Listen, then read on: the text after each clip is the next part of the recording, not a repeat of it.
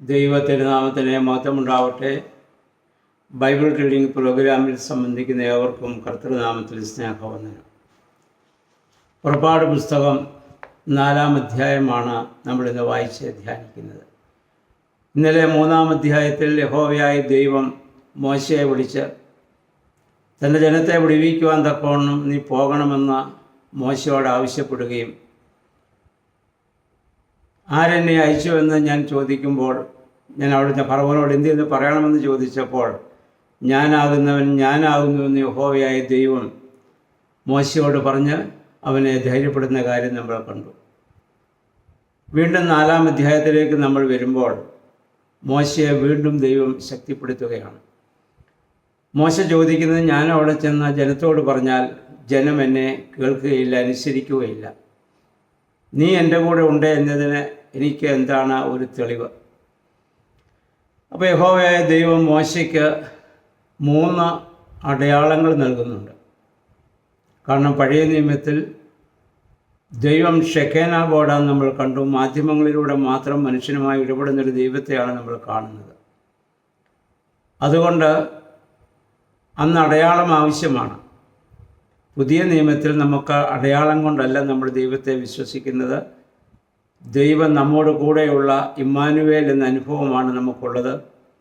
അപ്പം നമ്മൾ അനുഭവങ്ങളിലൂടെ, വിശ്വാസത്തിലൂടെയാണ് ദൈവത്തെ നമ്മൾ അറിയുകയും മനസ്സിലാക്കുകയും ഒക്കെ ചെയ്യുന്നത്. എന്നാൽ പഴയ നിയമത്തിൽ ദൈവം പൂർണ്ണമായി ലോകത്തിന് വെളിപ്പെട്ടിട്ടില്ലാത്തതിനാൽ അടയാളം ആവശ്യമാണ്. അതുകൊണ്ട് യഹോവയായ ദൈവം മോശയോട് പറയുന്നു, നിൻ്റെ കയ്യിലിരിക്കുന്ന വടി നീ താഴെ ഇടുക. വടി താഴെ ഇട്ടു, അതൊരു പാമ്പായി മാറി.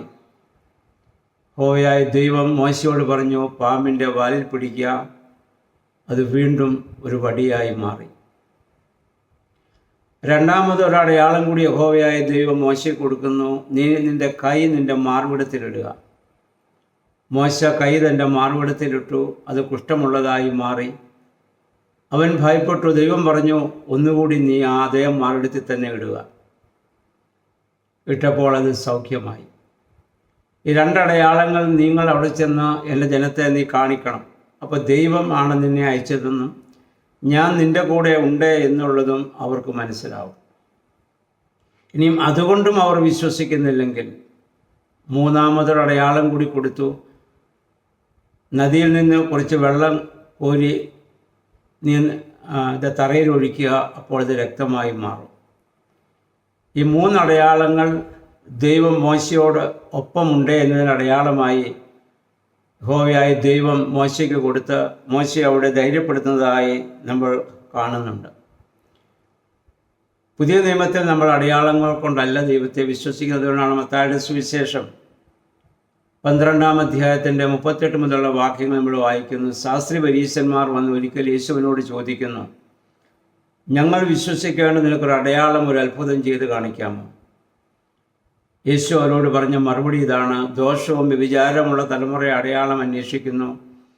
യോനാ പ്രവാചകൻ്റെ അടയാളമല്ലാതെ മറ്റൊരു അടയാളം നിങ്ങൾക്ക് ലഭിക്കുകയില്ല. യോന 3 രാവും 3 പകലും മത്സ്യത്തിൻ്റെ വയറ്റിലായിരുന്നു. ഇതുപോലെ മനുഷ്യപുത്രൻ 3 ദിവസം ഭൂമിക്കുള്ളിലിരിക്കും എന്ന് പറഞ്ഞാൽ, യഹൂദന്മാർക്ക് യേശുവിനെ അംഗീകരിക്കാനും വിശ്വസിക്കുവാനും അവരുടെ പിതാക്കന്മാരുടെ കാലത്ത് ദൈവം കൊടുത്ത അടയാളം എന്ന് പറയുന്നത് യോനയുടെ സംഭവമാണ്. മറ്റ് ജാതികൾ കണ്ട് വിശ്വസിക്കുന്നതിന് വേണ്ടി ദൈവം ധാരാളം അടയാളങ്ങളും അത്ഭുതങ്ങളും പ്രവർത്തിക്കുകയും ചെയ്യും. അവർക്ക് അങ്ങനെ മാത്രമേ വിശ്വസിക്കാൻ സാധിക്കത്തുള്ളൂ. അപ്പോൾ നമ്മൾ ഒരിക്കലും അടയാളങ്ങളോ അത്ഭുതങ്ങളോ കണ്ടിട്ടല്ല ദൈവത്തിൽ വിശ്വസിക്കേണ്ടതെന്ന കാര്യം പുതിയ നിയമത്തിൽ നമ്മൾ മനസ്സിലാക്കേണ്ടതാണ്. എന്നാൽ പഴയ നിയമത്തിൽ അടയാളങ്ങളിലൂടെ മാത്രമേ ജനത്തിനത് മനസ്സിലാക്കുവാൻ സാധിക്കുകയുള്ളൂ. ദൈവം അന്ന് പൂർണ്ണമായി ലോകത്തിന് വെളിപ്പെട്ടിട്ടില്ലല്ലോ.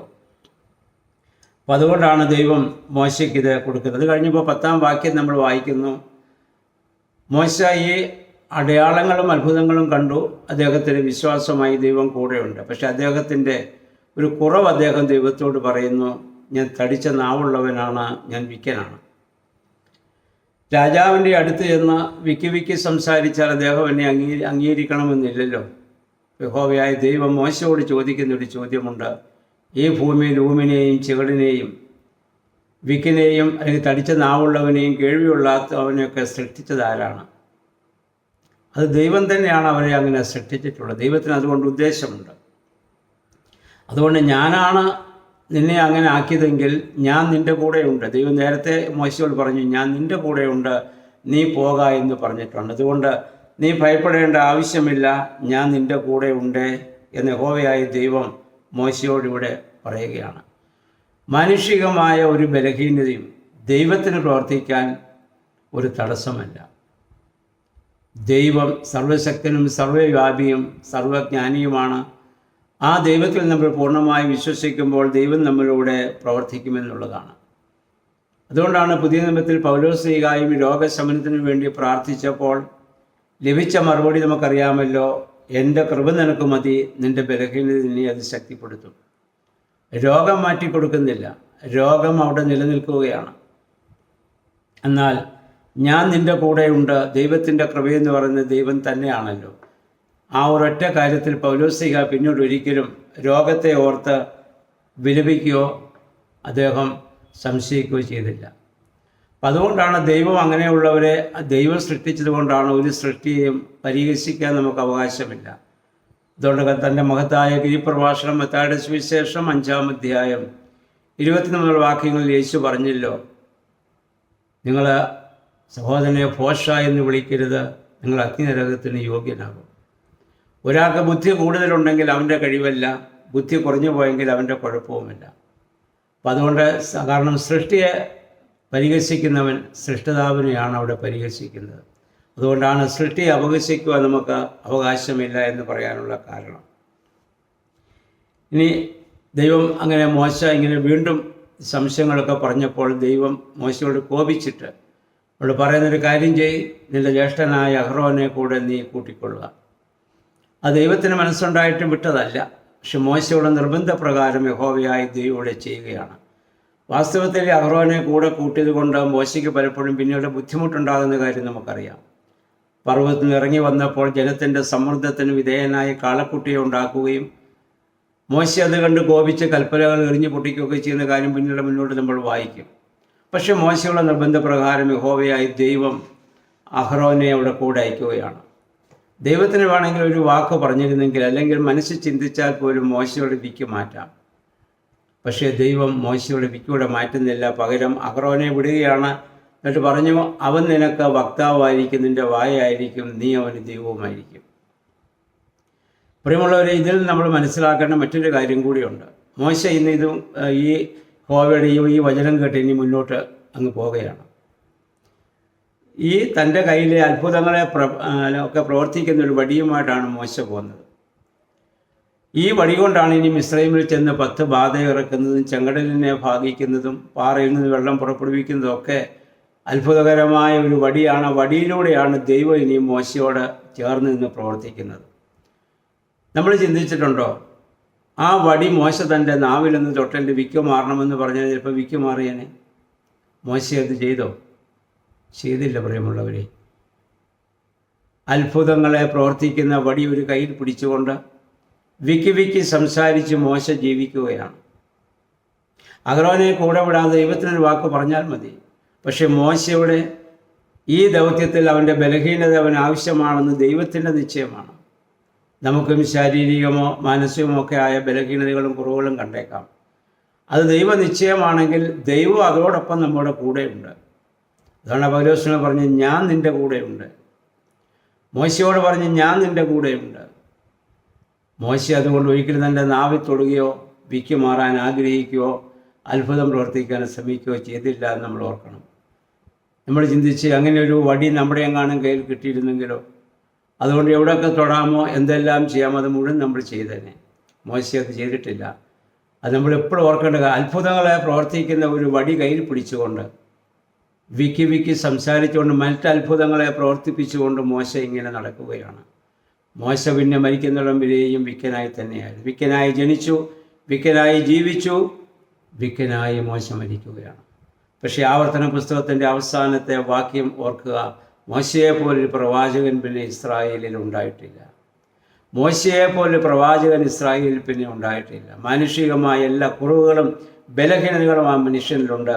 പക്ഷേ ആ ദൈവം ആ മോശയോട് കൂടെ ഇരുന്ന് അവനെ വഴി നടത്തുന്നു. അത്ഭുതകരമായി വഴി നടത്തുന്ന കാര്യം നമുക്കിനി മുന്നോട്ട് ചെല്ലുമ്പോൾ കാണാൻ സാധിക്കുന്നുണ്ട്. ഇനി 21-ാം വാക്യത്തിലേക്ക് നമ്മൾ വരുമ്പോൾ യഹോവയായ ദൈവം പറയുന്നു, ഞാൻ ഫറവോൻ്റെ ഹൃദയം കഠിനമാക്കും. അപ്പോൾ നമുക്ക് വേണേൽ ചോദിക്കാം, അപ്പോൾ ആരാണ് അതിന് കാരണക്കാരൻ? ദൈവം തന്നെയല്ലേ? ദൈവത്തിന് വേണമെങ്കിൽ ഫറവോൻ്റെ ഹൃദയത്തെ അല്ലെങ്കിൽ മനസ്സിലുള്ളതാക്കി മാറ്റാമല്ലോ.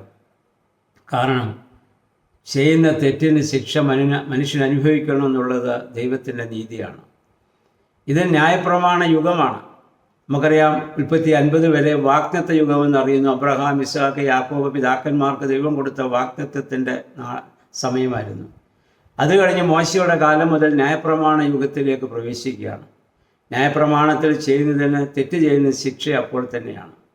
എന്നാൽ ഞാനും നിങ്ങളും ഇന്ന് ജീവിക്കുന്ന ഈ യുഗത്തിൻ്റെ പ്രത്യേകത, ഇത് കൃപായുഗമെന്നാണ് അറിയപ്പെടുന്നത്. അതുകൊണ്ടാണ് നമ്മൾ തെറ്റ് ചെയ്താൽ ഉടനെ നമുക്ക് ശിക്ഷയില്ല. ദൈവം ദീർഘക്ഷമയോടെ കാത്തിരിക്കുകയാണ്. നമ്മുടെ മാനസാന്തരം വീണ്ടും വീണ്ടും ദീർഘക്ഷമയോടെ കാത്തിരിക്കുന്നത് കൊണ്ടാണ് നമ്മളാരും ചെയ്യുന്ന തെറ്റിന് ഉടനെ ശിക്ഷിക്കപ്പെടാത്തത്. പക്ഷേ ന്യായപ്രമാണ യുഗത്തിൽ അങ്ങനെയല്ല. ന്യായപ്രമാണ യുഗത്തിൽ വളരെ അന്നത്തെ പഠിപ്പിക്കലും യേശു വന്നതിന് ശേഷം വ്യത്യസ്തമുണ്ടല്ലോ.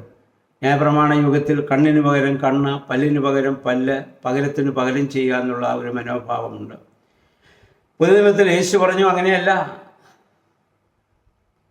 നിന്റെ ഒരു കേട്ട് തളിക്കുന്നവന് മറിയ കേട്ട് കാണിച്ചു കൊടുക്കണം.